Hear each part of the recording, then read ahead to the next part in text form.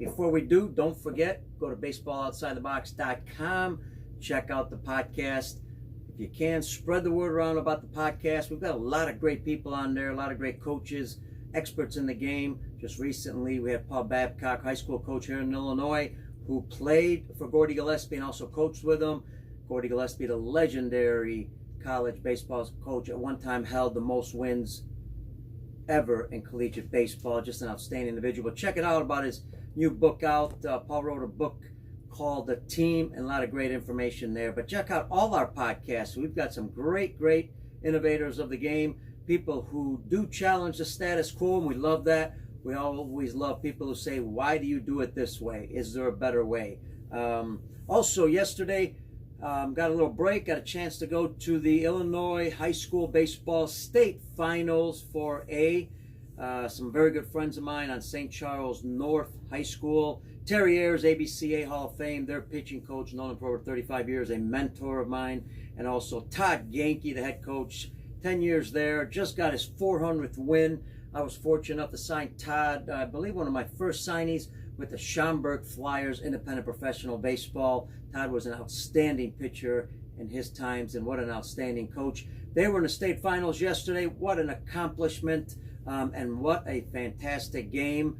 You know, sadly, I know they weren't happy because they lost it in the 8th inning, 3-2, but they had an outstanding season. The game was really fun to watch.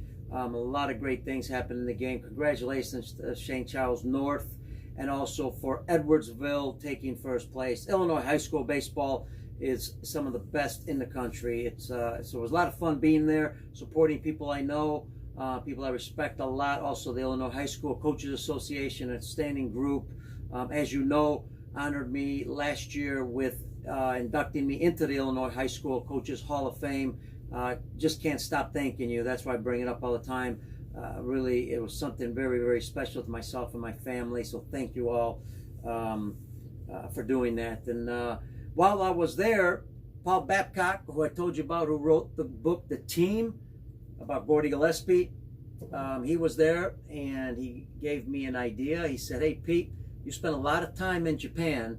What about talking about things that we can learn from Japanese baseball? So I thought today would be a great time to throw that tip of the day, because we can learn from all countries. I've been to over 30 countries. I've given seminars in all of them, training programs, have given certification classes, 1-week courses, and every time I go somewhere, I'm always learning something from the baseball coaches there. So you can learn from anybody, whether it be a player, coach, parent, doesn't matter. Constantly ask questions, always ask why, and you're always going to learn something. So a couple tips. One, the big tip is you got to go to Google,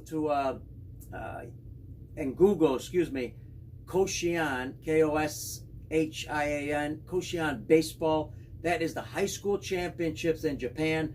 You will not believe your eyes and ears. It is one of the greatest events I've ever been to. I've been to it a couple times. I've done a lot of training in Japan, trained teams there, individuals, also coach some teams, and we can learn so much from Japanese baseball. I love it. So disciplined, so organized, attention to detail, always picking something up while I'm there. But Google Koshian, check out the documentary. You will not believe it. Have your players watch this, because it is a religion to Japanese baseball. It is an honor to play the game and to be in the state finals. They have basically a single elimination around the country, and I believe it's approximately 24 teams that make it to the final.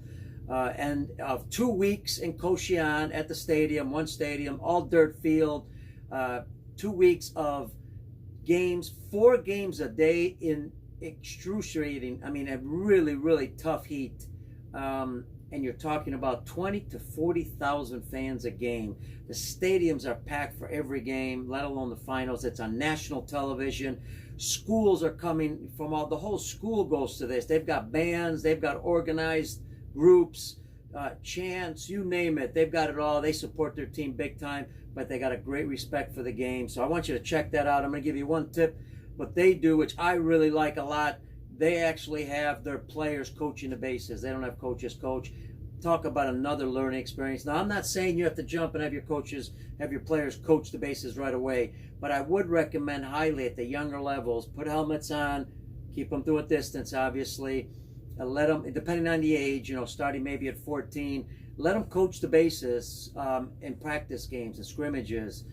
Sometimes in some other games, kind of build them up to that. Why? Because you're starting to learn what the game's all about by coaching the bases, by being at first and third. You're making decisions. The coach is going to give those decisions to the first base coach, the third base coach. They're going to, relay the signs. The kids will give the signs to the hitters. There's a lot of learning going on there. So it'd be a great, great thing for your program if you started that. I think it's outstanding. Plus, they're going to learn what it is to be a coach, hopefully in the future. Not as an easy thing. So that's the tip of the day. I'm your host, Pete Caliendo. This is Baseball Outside the Box, tip of the day, and I'll see you on the next show.